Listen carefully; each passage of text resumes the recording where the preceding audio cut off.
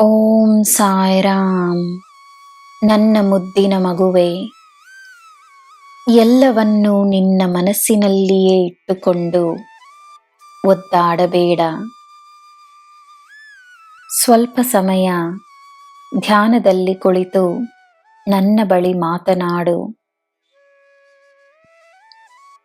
ನನ್ನನ್ನು ಒಂದೇ ಸ್ಥಳದಲ್ಲಿ ಕುಳಿತಿರುವ ಕಲ್ಲಿನ ಮೂರ್ತಿಯಾಗಿ ನೀನು ನೋಡಿದರೆ, ನಾನು ನಿನಗೋಸ್ಕರ ಏನೂ ಮಾಡುತ್ತಿಲ್ಲವೆಂದೇ ನಿನಗೆ ಅನಿಸುತ್ತದೆ. ನನ್ನನ್ನು ದಿನವೂ ನಿನ್ನ ಜೊತೆಯೇ ನಿನ್ನ ಎಲ್ಲ ಕಾರ್ಯಗಳಲ್ಲಿ ಭಾಗಿಯಾಗಿ ನೋಡು. ನಾನು ನಿನಗೋಸ್ಕರವೇ ಮಾಡುತ್ತಿರುವ ನನ್ನ ಕೆಲಸಗಳು ನಿನಗೆ ಕಾಣಿಸುತ್ತವೆ.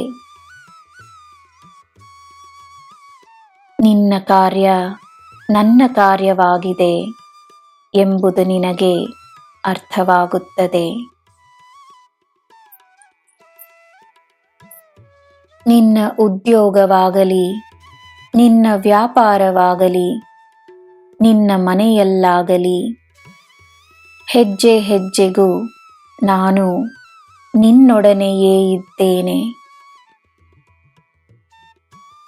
ಏನು ಮಾಡಬೇಕು, ಏನು ಮಾಡಬಾರದು ಎನ್ನುವ ಅರಿವು ನಿನಗಿದೆ.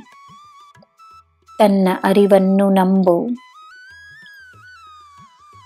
ಈ ಸಾಯಿಯ ಮಾರ್ಗದರ್ಶನವನ್ನು ನಂಬು. ನಿನ್ನ ನೋವುಗಳನ್ನು ನೀನು ಮರೆತು ಜೀವನವನ್ನು ಸ್ವೀಕರಿಸು. ಜೀವನವನ್ನು ಸ್ವಾಗತಿಸು. ಜೀವನ ನಿನಗೆ ತನ್ನ ಉತ್ತಮವಾದ ಆಶೀರ್ವಾದಗಳನ್ನು ನೀಡುತ್ತದೆ. ಇದು ನನ್ನ ಭರವಸೆ.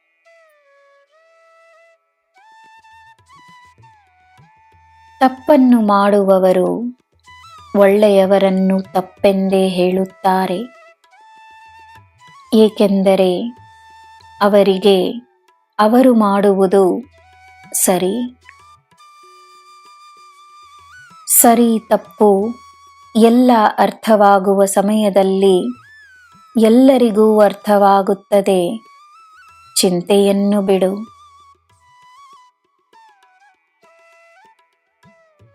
ನನ್ನ ಮಗುವೆ, ಸಮಯ, ಕರ್ಮ ಎಲ್ಲರಿಗೂ ಒಂದೇ.